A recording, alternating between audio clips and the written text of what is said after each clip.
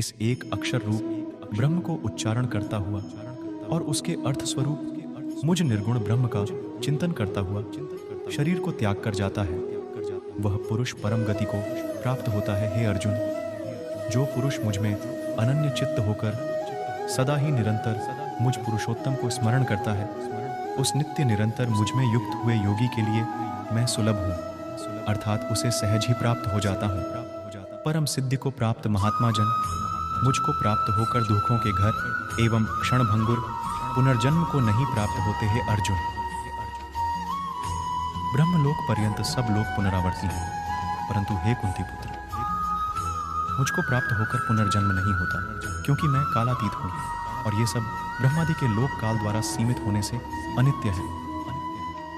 ब्रह्मा का जो एक दिन है उसको 1000 चतुर्युगी तक की अवधि वाला, और रात्रि को भी 1000 चतुर्युगी तक की अवधि वाला। जो पुरुष तत्व से जानते हैं वे योगीजन काल के तत्व को जानने वाले हैं। संपूर्ण चराचर भूतगण ब्रह्मा के दिन के प्रवेश काल में अव्यक्त से अर्थात ब्रह्मा के सूक्ष्म शरीर से उत्पन्न होते हैं और ब्रह्मा की रात्रि के प्रवेश काल में उस अव्यक्त नामक ब्रह्मा के सूक्ष्म शरीर में ही लीन हो जाते हैं।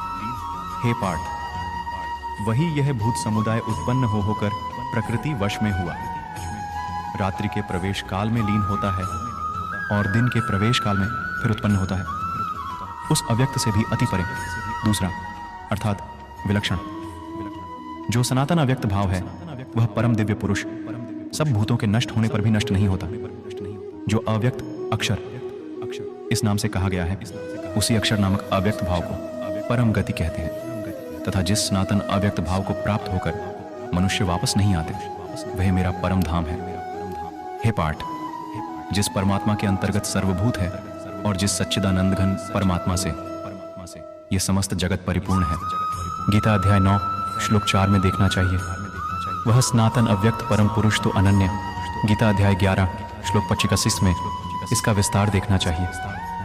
भक्ति से ही प्राप्त होने योग्य है। हे अर्जुन, जिस काल में, यहाँ काल शब्द से मार्ग समझना चाहिए, क्योंकि आगे के श्लोकों में भगवान ने इसका नाम श्रुति गति ऐसा कहा है।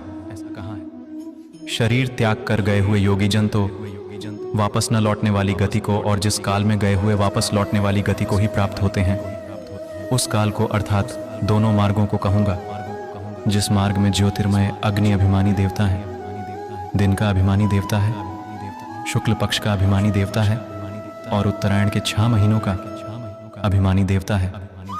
उस मार्ग में मरकर गए हुए ब्रह्मवेत्ता योगीजन उपयुक्त देवताओं द्वारा क्रम से ले जाए जाकर ब्रह्म को प्राप्त होते हैं।